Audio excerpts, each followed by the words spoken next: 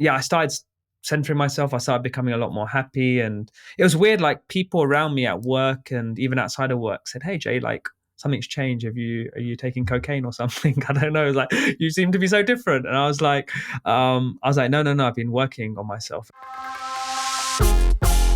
Welcome to Happy Millionaire, A show about how to make profit with a positive impact. and stay happy along the way.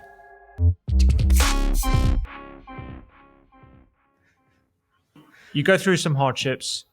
I remember at the time, right? Yeah. We'd connected, and then you just pissed off to New York for like a couple of years, and I remember like we were texting and stuff, but it wasn't very frequent. And I remember just thinking at the time, you were slammed busy to the point where you weren't really doing much but work. So like, talk us through that period. Like, what was going on with the company? Or like from memory, it was like growing like crazy. Like, what was that period of time like for you and the company? So we were growing like absolute crazy. Then there was this moment where obviously I had to make change, and then we had to get back to our feet, and then we started growing again. And at this moment, I realized that a big opportunity for us was in the US. So basically, quite early in the business, I did actually start investing and building a team in New York, but I'd really just left it by the side. I don't think we invested enough there. So later on, this is now in like 2017, 18, like I said that, look, I need to basically take a one-way flight over there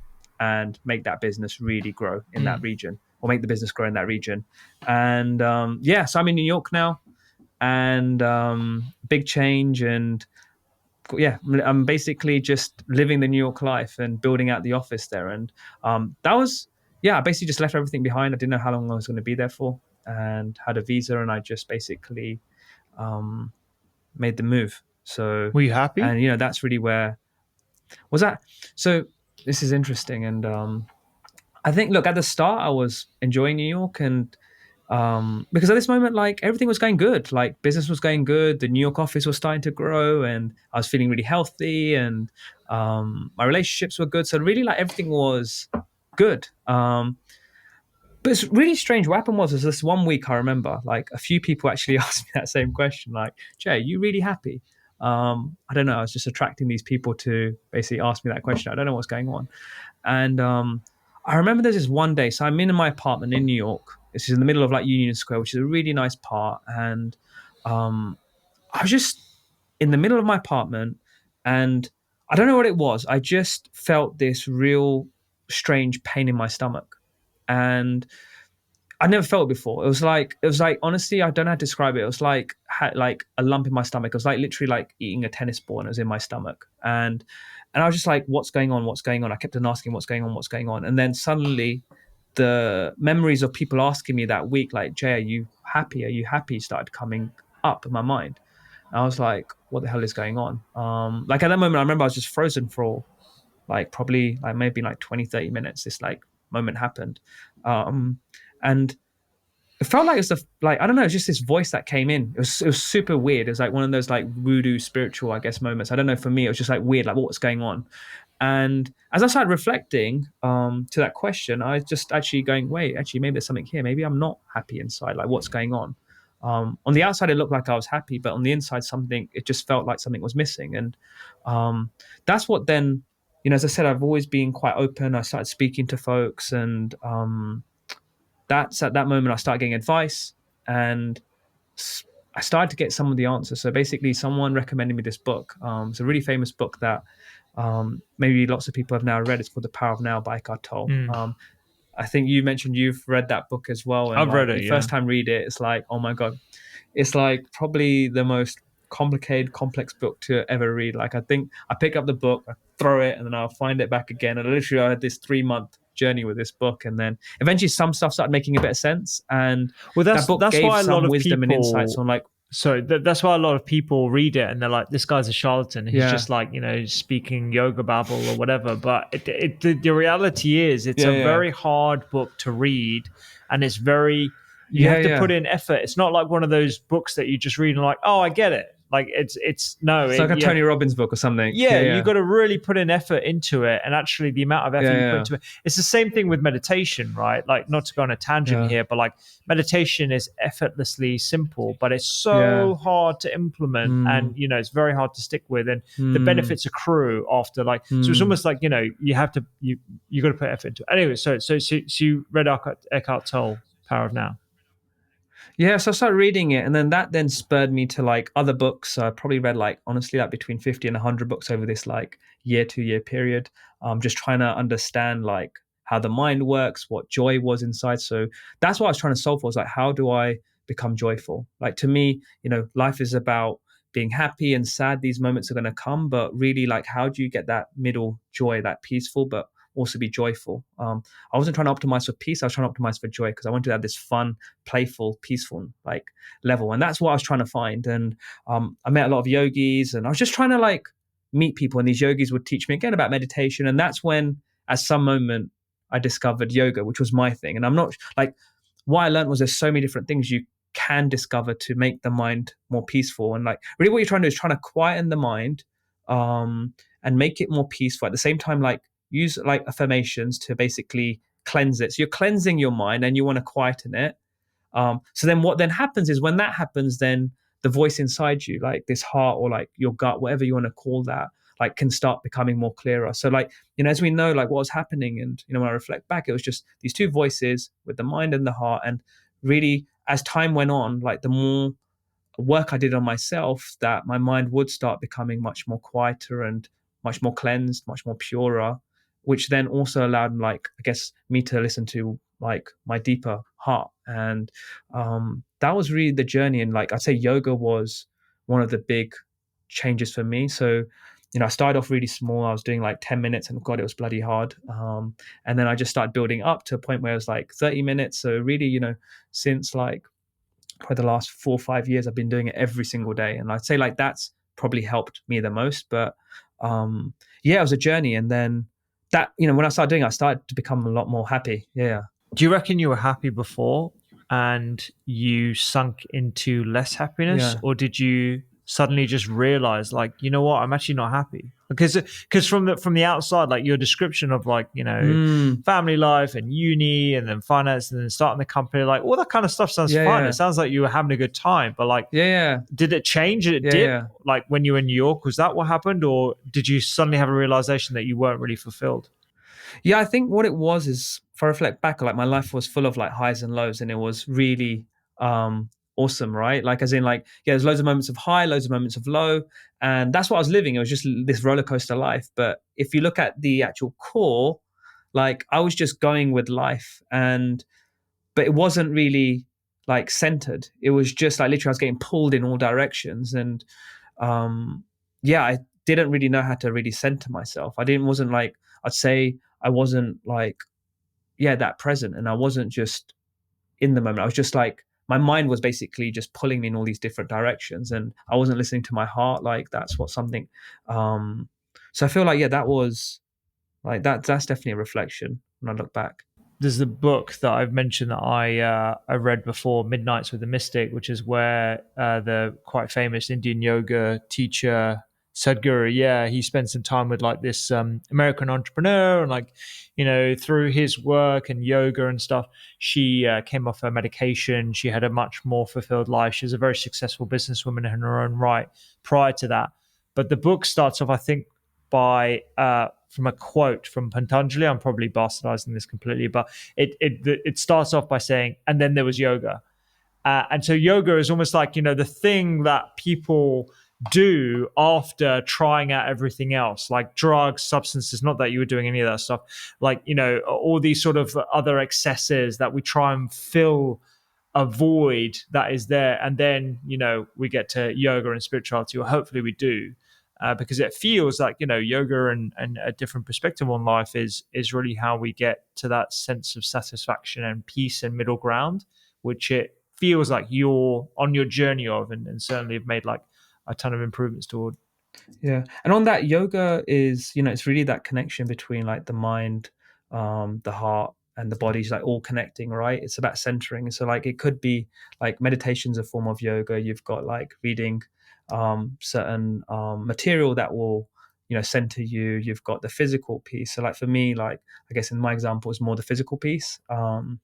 And but yeah, yoga is really all of that. And for me, it was actually the physical piece that actually probably I was doing all the other parts as well, but I'd say probably the physical piece was the one that really helped me quite a lot. So actually, like significantly. I want to So center this right because like the way you're talking about this is you suddenly had this like spiritual awakening and you're getting to all these like hundreds of books that you're yeah, yeah, reading and doing yoga and all that kind of stuff. yeah, yeah, How were you marrying that kind of spiritual side while still being driven and you had a responsibility to grow this company, which you did, and it was super successful. It still is super yeah, yeah, successful. How did you marry the two? Because I yeah, can't yeah, imagine you like walking in barefoot with like prayer beads around your neck and stuff and a funky shirt. Like I can't, I don't know. Like yeah, what was that? yeah, What was going on? Like, did people ask questions? What yeah. was that So like? funny.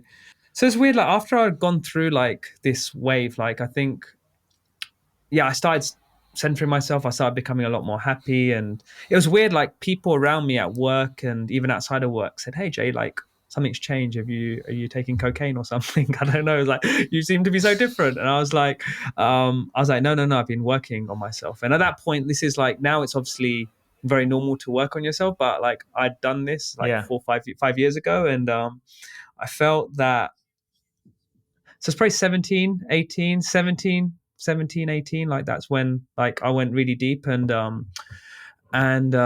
yeah, so people used to ask me like, hey, like what's going on? Like you've changed. And I realized like when I'd gone through this period, like because I was happy inside and I was feeling much better. When I went into my work, I realized that everyone else probably wasn't feeling that happy as well. Like it was weird. It's like because now I was in this new state. When I looked at other folks, I was like, they're happy from the outside, but they're happy on the inside a bit like me. And it was clear from some of the really close relationships I had where I could have um like real conversations with, like it was clear that they were missing this joy inside as well. It's like I made this little treasure hunt discovery and like actually maybe this might help others. And I remember, so I was like, oh crap, like, okay, now I've made myself happy. Now I need to make people at work happy. And that's really the podcast is about, bringing joy to work. I was like, so then I went through this process of like, okay, how do I bring more joy to work? Um, so one of my first things I did was I did these like lunch and learns, like it's a classic start thing. Lunch and learn, you bring in food and you do a talk. And my first talk was I think on fear, because really the mind is around like the reason why a lot of decisions get made is because of fear, or why we don't make decisions because of fear. So like I gave like a talk on that. I think that was my first one, and Give us an I idea remember of how many 30, 40 people came people. to it. Oh, okay, you go. So 30, 40 people. How many people? Yeah, it's about 30, 40 people came. How many people in the Yeah, yeah. company was Sorry, what was that? that? Oh, so that moment's probably like 170-ish, probably. I Okay, think 160. okay. I So can't it's not remember. bad, And not like, bad so it's like numbers. a good number. It's in the UK office. It's in the UK. Yeah, good conversion rates, right? I don't know if they just came because I was the CEO, but maybe there was that. And there's like free falafels and hummus, so maybe that played a part. But yeah, like the talk went really well in that. Like I remember straight after it, at least 6, 7 people came up to me on the day, and then lots of people emailed me after saying, wow, like that was a really good talk. I had no idea, like my mind was so worried about certain decisions I'm making. It was quite an open talk. It wasn't just about work, it was about life. And so really literally out of the 30, 40 people that came, I had like 10 to 15 people that either wrote me a message or came to speak to me. Like, so I thought, wow, there's something here, like something's going on. And so then I did more talks. So like I did one like on happiness. I did one on I think I went deeper on the mind, like if there's any interesting books I'd read. So that was like my first, because I thought, okay, let's get some of the core stuff that I'd learned. And I just felt like the right thing to do. And Was I remember that also there started the journey for a lot of other people. was there any part of you putting your CEO hat on, right? Where you were like, if I start talking to my employees about happiness and spirituality and finding meaning, they might actually leave and they might actually be like, you know what, this doesn't align with my goals. I don't want to work at Yieldify. I want to like, start my own thing or like go and do a retreat or like, start a side hustle. Like, did you not Yeah, think yeah, that side of things about this kind of? yeah. No, yeah, good question. So like basically I just honestly, this was what my heart like is weird. Like I think over time, like during that period, I just started listening to more what that voice was saying. My gut said, "Hey, um, do this, and no matter what, just do it. Just give it your all. Try to give some insights of what I've learned and what I've gone through. And I'd always try to give like real personal examples whenever I do these talks, um, and whatever that led to I accepted it because I knew it was the right thing to do. So did anyone leave? No one did actually leave. And I think our employee happiness score went up. So this was like, I feel, I'm not saying it was the main part, but I feel like it might have played a part. And it definitely built a stronger connection with me and my team because they got to hear a lot about my personal stories, and I was just openly sharing, and it hopefully centered them a little bit. How did you? How deep So did you yeah, go? Because you described this like feeling as like a tennis ball, right? Like this like yeah, pain. yeah. Like, did you? Were you talking? Were you being pretty raw like that with your employees? No, look, honestly, I was just keeping it quite high level. Like I did actually, we used to, and we were like probably one of the first startups in the UK. We actually brought in like some famous yogi to famous like Buddhists to come speak at the company. So like I was always like intrigued about it, and the company was intrigued. So we already had some level of foundations, but I thought, hey, let's like go deeper and like give some more insight. So yeah, I guess the company was always quite free and open. That was what it was all about, and so they were quite, yeah. I didn't go too deep. It was just I feel like the right level. And I guess this kind of worked in terms of a strategy of improving joy and fulfillment at the workplace because you got like a bunch of awards at Yieldify for being like a good place to work out. Was that, or am I confusing it with Reachdesk? No, no, we had some really, we won some awards at Yieldify as well, and I think when I look back, it was like one of the things I really picked up on was just, I think what we changed the company to just be a lot more open, like really take the mask off. Like as I said before, was just like make sure everyone was willing to be vulnerable. And what does that really mean? Like to me, it means like,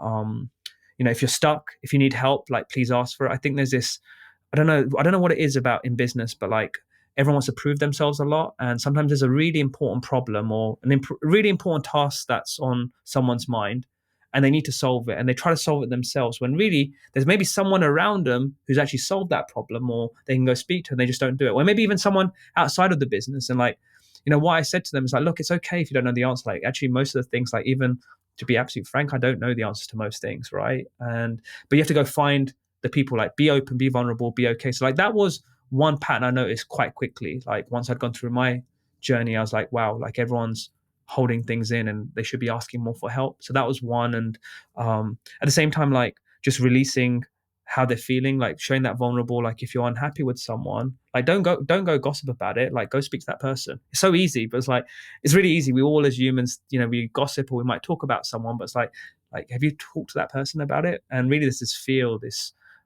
worry that you don't want to have that hard conversation. And so like that was another big change um, that we made, was just like to be open, be vulnerable, and just say how you feel.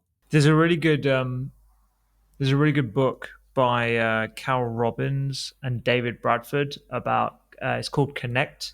They're these two psychology professors at Stanford, and their class is one of the most booked in or most subscribed classes at Stanford Business School.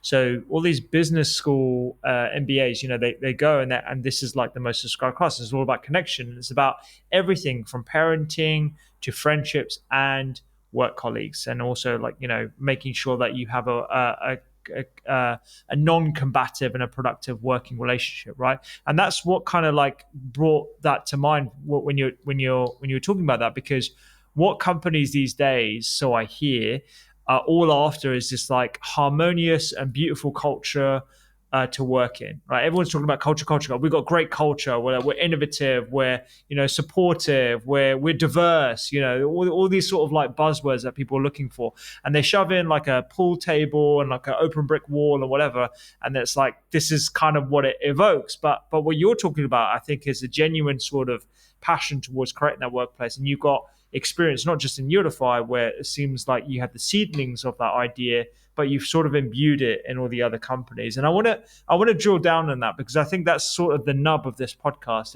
It's how people in workplaces across the different levels can actually institute that in their company. So when people say we've got a culture, like how should they go about, what are some pointers that you have to instigate at work? Yeah, look, I think there's like really three parts, right? You've got the purpose, like, what are you, like your vision, like where, like, what is that meaningful problem you're trying to solve? And like, does every single person in the business really believe it? Do you truly believe it? Like, have you, like, I feel like a lot of businesses like say they got a big vision and a purpose, but it's usually something that was, done on a quick offsite. A bunch of execs go out, have a few drinks and have a big lunch over 2 days and come back and like maybe a bit hungover and go, yep, that's the one. That's basically our vision. And I'm just like they haven't really done the work. And you can tell, like you can just feel it from the team and the direction. Whereas, yeah, you have to just spend the time. So that's really important. Then, like from a leadership perspective, like are the leaders, have they worked on themselves? Like, are they someone that you're really excited to work with for the next 5 to 10 years? Like, that's someone who, and I feel like that's something that businesses really need to work out. Like, are they training their leaders, but at the same time, have the leaders done the work themselves, right? And you find like that can be questionable at times. And then obviously you got the culture piece as well. Like, what are those values that you really feel can make that big, big difference? Because I think right now it's turned to a bit of a like, there's all these like different codes and books and stuff out there, but like it's super important that it comes from the heart. Like I just feel like it's turned to quite a lot of fluffy stuff right now. But I think it really has to come from the heart. And I think that's something that I know after Yieldify.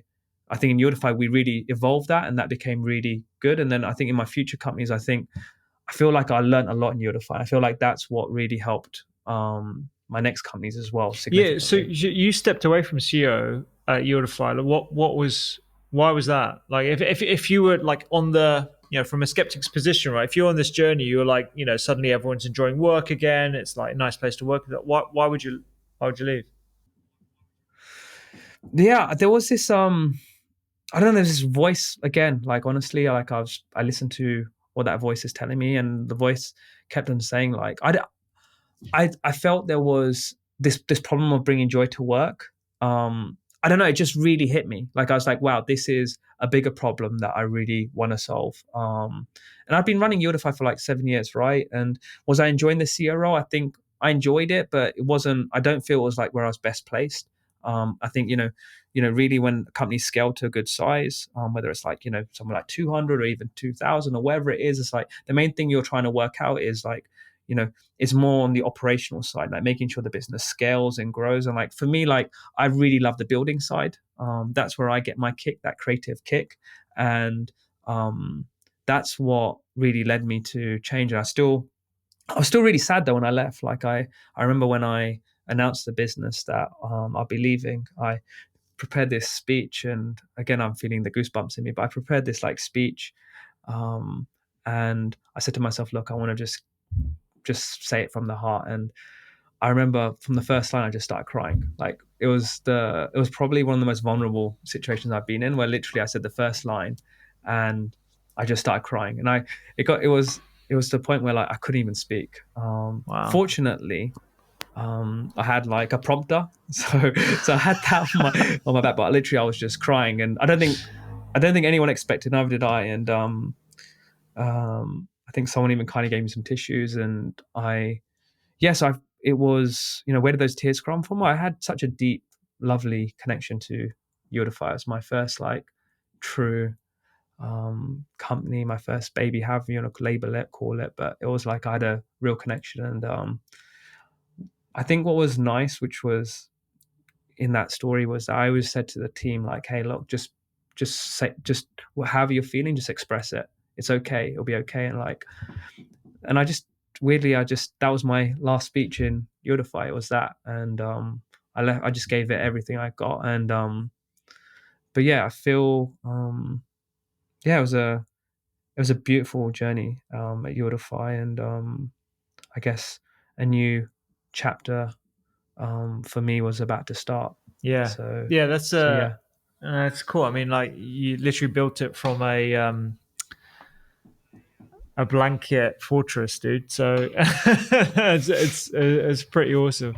So all right, let's change gear. Let's go to Reachdesk, right? So you start a new company. First of all, let's talk about Yeah, the yeah, ideation process behind that. What did you do after yeah, Yieldify? yeah. Did you go on a holiday? Did you go to a retreat? Like, what was your vibe at that point? And then So how you're gonna long? laugh. You're gonna laugh. So in fact, I basically stepped.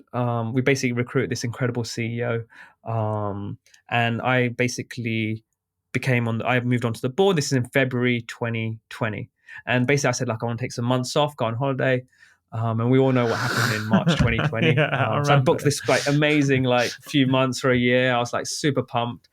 Like I bought all the backpacks and all the gear. I was like super pumped to go traveling. And then yeah, bang, March 2020 happened, and obviously it's sad. And I just spent some time with myself and with my brother and with friends, and obviously during that period during lockdown, and just try to yeah, just like I guess reflect. I think serendipitously, mate, I reckon that would have been like really good for you, from a personal development point of view. Because let's say I remember you were chatting to me about this like epic trip you were about to take, and like I feel bad for you, obviously, because it would have been wonderful, like going to Bolivia, South America, asking me for tips and that kind of stuff. I was like, yeah, Jay's gonna have an awesome time, but actually, there's a famous parable or saying about like how somebody can learn as much as they need to know about the world by staying in one position and looking under a rock as they can do by like traveling around, wherever. So that opportunity to be introspective, I think, probably wouldn't have ever lended itself, and it came at the right time. But that's me, like I'm Mr. Half Glass Full over here. So it can be a bit annoying for people. Yeah, I guess look, that space was nice, and I felt that. So my brother and there's two other Alexes that I work with at Yieldify, and myself, we worked on this business called Reachdesk. And like initially, I was just like helping from the outside, but now I had this time. I thought, okay, let's get my hands dirty. And really, where Reachdesk came was to really solve that problem of bringing joy to work. So I don't. I think I've, I think I. You obviously know a little about Reachdesk, but for the guys who don't, like Reachdesk is about allowing businesses to send personalized gifts at scale. So whether you're an employee, customer, or a prospect, you can now send a gift. So someone like you, Rupy, I'd love to send you obviously a hoodie from like which has got Imperial University, maybe showing the year you graduated, maybe showing a few like societies or some like fun bits that happen in the journey, and like really give you this hoodie because it's like bringing back all those memories. And it's obviously a beautiful moment, right? It's like a me showing my love to you, right? And I just thought, like, why can't businesses do that at scale? Like, why can't they send um like gifts, like whether it's like cookies or chocolates, or like there wasn't like essentially like a marketplace, like a Deliveroo to send these gifts. And that's what Reach was. And it was about the main objective of Reach was to bring more smiles to people. And yeah, and I think that's really where the vision, yeah, like we made sure it's really bold. And but yeah, it was just like that's really in a weird way, lockdown brought me to Reach Desk. Like from a skeptical point of view, Reachdesk is basically sending swag to other corporate companies, so you become more memorable to them, and then you can upsell them with all the other services that you have, right? But I mean, I believe you. I know where you're coming from. You're trying to bring joy to the world, but that I mean, what I want to know is like how you instill those kind of values when there's plenty of skeptics that would have believed the former, not the Yeah, latter. no, definitely. I think this is where my experience of Yieldify came in on just like making sure the vision was like truly felt. And I still remember the time when we put the vision of Reach Desk together. Like all of us founders got together, and I was in my proper like spiritual zone, and like really thinking just like really about love, but also like how can we really bring more joy to work. And I came up with the vision. And what a vision is basically something that you wish the world would be like in like 10 to 20 years with your product. That's what a vision is. And I still remember our vision, and I still remember the moment I said it. Um, and it still gives me goosebumps this day. And it was like, it was our vision is that every business will be loved by their customers, employees, and the planet. And I still remember the moment I said it, like everyone just froze because it was such a bold vision. Like how could, like, how do you make a business be loved? Because businesses right now, like, some people think businesses are cool, some people hate them. Like there's this whole like view on businesses. So our objective and our vision was that businesses will be loved. I'm impressed at the foresight of your co-founders because, like, again, skeptic Rupy over here. I would have been like, Jay's just on his spiritual journey. I don't know what he's talking about, like bringing joy to, wanting everyone, like how is Shell going to be the most loved company in the world, sort of thing. Do you know what I mean? Like, but I know I get your vision. I get the sort of sentiment behind it. But I'm imagining you must have got some pushback. There was a lot of conversation. So, to get to that point, like I remember we had probably about 6 2-hour sessions. And during that moment, like it was weird, but I knew roughly where the direction was going to go. But I knew at that same time, um, that we had to really stretch ourselves, and like in a weird way, I was planting some, not seeds, but I could feel like, um, slowly, like each week. So we did it every single week for 2 hours on like a Friday. Exactly what you were doing on a Friday, like real deep chats on like talking about like the meaning of life, to then like the meaning of business, to bringing like really joy to work. And yeah, it did take some time, but eventually, like we all just looked at each other and went, yeah, this is it. And I still remember that moment because it was really magical. It's like, like on that TV show, and you put your hands in and like everyone's like touching it. It felt like You one of had those that like moment. moments. That's so And good. yeah, it was that moment. It was that moment on a Zoom because it's lockdown. So, but yeah, we had the moment. Yeah, nice. And so you grow this into like to the fifth fastest growing software company in the Yeah, world. In like how long did it take to get to that? yeah. So like 2 3 years, like Reachdesk it's just yeah, it's literally, the company has grown faster than what I'd have expected. Like, it's probably going to be at unicorn. It's going to be a unicorn like very soon. And like, yeah, it just happened super quickly. And I feel that it was just because we honestly did build the company from the heart. Like I cannot, like, honestly, it just came pure from the heart. Like in that we just wanted to do good. Like we wanted to do good for like everything. When we thought about building it, we always thought long term. We always thought about like, trying to send more sustainable goods. Um, and all of this, I think people can feel it. It's just super true. And like when you meet people from the business, like we will feel it. And I just, yeah, like, yeah, the business has grown super quick. And like the most beautiful thing in all of this is now, I believe we've sent like 1 million gifts. So I know a million humans have felt a personalized gift arrive to them, and I know what that happened. They could probably, hopefully, they felt it in their heart. They smiled, and I do feel like, what I think was really powerful about Reach Us is when you do receive a gift. Like, let's imagine I did send you that Imperial hoodie, which I probably have to now because I've been saying it so much, right? But like, you're gonna feel You really can get good a and Doctor's happy. Then Kitchen branded you though, go, man. You don't have um, to worry about the yeah, Imperial. yeah, fine, we'll do that. We'll do that. Yeah, yeah, fine, we'll do that. But like at that moment when you receive it, you're gonna feel really happy, and you're gonna maybe be with your beautiful fiance, and then she's gonna feel that joy. Like, what's the most incredible thing is like when you receive a gift, the people out near you also feel the energy that you have. They also feel energized, and suddenly, like, later on in that day, you may go, with your app, you may go pitch to Apple or whoever it may be, and like you've still got that energy, and you might close one of your biggest partnerships or deals. Like, I feel like what a gift can do is just like it's that first little domino that can really just change like someone's day or that moment. And I feel like that's what was behind it. I think the other thing that's important to note, right, is that you don't necessarily have to start an ashram to be like the, a joyful place to work. It doesn't have to be as extreme as that. It can be a company that focuses on gifting and as a mechanism for prospecting in a B2B environment. You can still have the cultural values of joy in a company as Reachdesk, and like clearly it works. I mean, again, it was like another place that was voted best to work out or something. I don't know. I don't pay attention to these things, but like it's pretty impressive. Like, yeah, we have won awards again, and to be the best place to work. And again, like, it's just, I think what we've done as leaders is just say how we feel, being like really true and honest, but making sure it's really purposeful. It's not Like I think people know when leaders are real. Like we're not, everyone can feel it now. I think we're all as humans becoming much more self-aware and conscious of just like what's really happening below the line.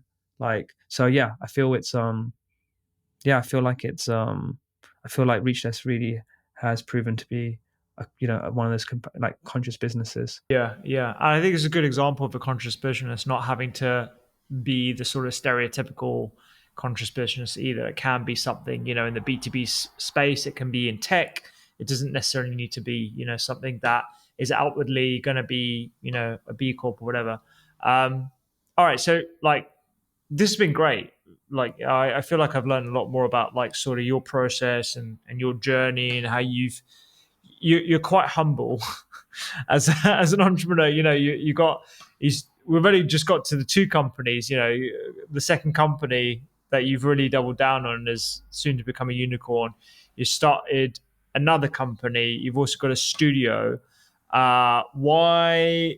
I mean, what is the drive? I mean, I kind of know the answer to this question because being an entrepreneur, I like being punched in the face as well, and I like the roller coaster journey of the ups and downs, and actually part of the entrepreneurial journey, I think, and hopefully this sort of resonates with listeners who are interested in the subject of joy at the workplace, is enjoying the ride of being on that roller coaster that is your entrepreneurial journey, whilst maintaining sort of an air of the excitement and the enjoyment of the highs and the lows. So creating that sort of like middle path with like our emotions and our reactions. But why aren't you just like chilling? Why are you not just like, done this, got the studio, got the cash, got everything sort of like, the right teams and stuff? Like what's pushing you further? I think one thing I probably look Reach Test is obviously a huge success. Like and there was definitely bumps along that journey as well. Like for example, a lot of venture capitalists rejected me on fundraising. We raised during COVID, which wasn't easy. Like we did have a lot of challenges, but I felt like because it was my second time, like it's like going in the jungle and like you see different animals pop up and you see like a lion come and like but you're aware that hey there's a lion about to pop up at that moment, so like you're more aware of what's about to happen, but then random stuff does still happen, right? Like COVID happened, I didn't predict it, and certain people that you may know in your network may you'd think hey maybe they're just going to invest straight away, but they're not. So like I feel like you still, so in a way it was a bit of a roller coaster, but I guess it was a bit more smoother. And yeah, like after obviously Reachdesk, I sit on the board. I'm the chairman of that business, and it's growing really well. And yeah, look, I took a bit of time out. Went traveling a little bit, and was still working, but mainly just traveling. And yeah, I was like, I enjoyed that life, but honestly, it just wasn't. It wasn't for me. Like I had this again that voice saying, "Hey, like Jay, come on, like, get some excitement. Like go make work joyful. Like this is, and this is what kept on pulling me." And so what I've done is I built a studio called Bliss Growth where we create businesses, and really the ethos there is like about creating businesses that will bring more joy to work and to life, but more like to work, and like that's the focus. And for me, that gives me my creative spark. Like I feel like all of us humans need this creative vent to release, and like that's me building businesses and also investing in other startups. I get so much joy from like investing in other companies and watching these entrepreneurs like do crazy well, and like I know in a weird way I'm like living through them. It's like I get more through. I don't. For me, I get excitement on winning still, but I get probably more excited when like I watch someone else win for the first time. Like that is a huge buzz, um and yeah, and I feel like this is my opportunity to also like give back through this studio as well. So Yeah, that's awesome, man. I think it's also important not to beat around the bush, that the game you're playing, at the level you're playing, not everyone is like this happy, joyful, spiritual character, right? And actually bringing that sort of joy to funding rounds, people who are there to, who are pretty malicious and trying to screw you over and stuff. Like that's actually part of the game that you're playing, and actually why the spiritual grounded side of you is so important, because otherwise it does become a proper emotional roller coaster I don't want to beat around the bush a bit, because I don't want people to think that, oh yeah, like everything's happy and joyful and stuff. Like, you're going to come across dicks, and you would have had your fair share of stories about that. Look, in the startup community or just in any business, you're going to get people that are just out there for themselves, right? I even noticed in my fundraising round for Screen Loop, like people were just like, some investors were just looking at me and like going, "Oh, here's Jay, it's his third company. He's just a walking dollar bill. Like, awesome. Like, let's if I invest in him, we're going to win and we'll make lots of money." And like, you could just see that they didn't like my new company Screen Loop's about really helping businesses with their hiring, which I feel is like super, super important and like is a really meaningful problem that I'd love to solve, like making businesses like help them hire the right people. Because I feel like that's not happening and then people are unhappy at work. So this is like, again, going back to the core, like I want to sort like increase the joy at work. And I could see from some investors, they were passionate about it, but a lot of them were just like, oh, here comes some money, let's go for it. So I think I think now I'm just a bit more aware of it. I'm aware of it and I can see it, which is great. And but I still have to, you learn different, like there's different types of humans out there. I feel like every human's out there for their own good way, like, and they're all learning as well. But at the same time, I got to make sure we pick the right partners for that journey, because when you're building a company, it's like you need the right people. Yeah, So yeah, yeah. No, I get that. Cool, man. Look, we talked about a whole bunch of things here. Your journey up to this point. We're going to double down on yeah, you've Screen delved deep, Loop and a mate. few things. You've delved in Yeah, a no, lot of I feel like areas. we've got some stories out of you that you probably wouldn't have wanted to do on your first episode. But the more we do this, the more reps you get, the easier it will become. And I'll be honest, mate, it is brave Yeah, yeah, talking about 100%. this kind of stuff, particularly when companies are Yeah. still live and stuff, and it's not the done thing to be a spiritually minded CEO. And I think there are a whole bunch of connotations there that you're going to smash by showing that you can be successful and marrying that with joy. But anyway, for the listeners, what should they expect from other episodes on this pod, and why should they invest their precious time in us?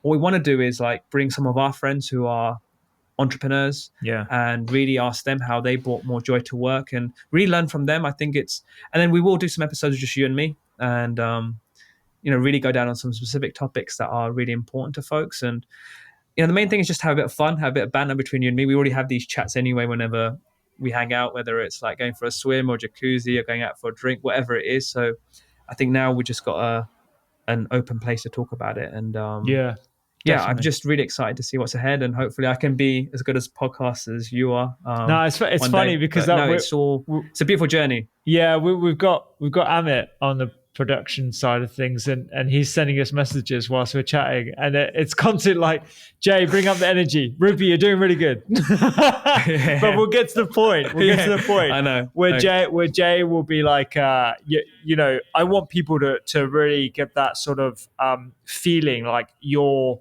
coaching them, because I'm privy to your knowledge. I get to voice note you all the time. I get to hear yeah, those yeah, voice notes. And with me, you're not holding anything back. You're doing it in a compassionate, kind way. And I think what this yeah, podcast yeah, could do is give people access to your insanely well researched knowledge and lived experience. So I would love yeah, to yeah. see more of that come out in future episodes. And I think, yeah, getting other guests on, us speaking about different topics. We're gonna talk about some books in conscious entrepreneurship, and I want to get your opinions on it. I'll give my opinions, and we're at very different stages. You're like multiple serial entrepreneur, raised a buttload of cash. I'm very early stage. I've just started my first tech product, and I'm at the process of building out my team. So it's going to be good to have these two angles as we chat. 100%. I think, and one thing I want to really do in this podcast is try to make it one of those like real community focused ones where like would love to do like meetups, and because I think one of the big challenges we all have is like trying to meet like-minded people. So what'll be great is obviously we're both based in London. Yeah. I know there may be some people, some of our friends that are listening from outside, but it'd be good to have like some meetups where we all can get together and talk, and that'd be really beautiful, because it is also about who you spend time with. So hopefully we can build that up. But yeah, lots of fun times ahead. And yeah, just excited to be on the journey with you, pal. It's gonna be fun, and I'm sure we'll take the piss out of each other a lot and learn a lot. So it'll be good. All right, awesome. I'll catch you next I time. was nice to you this episode, Oh so yeah, don't yeah. worry. 1-0 to you. Okay, Next fair enough. episode, we'll see. Fair enough.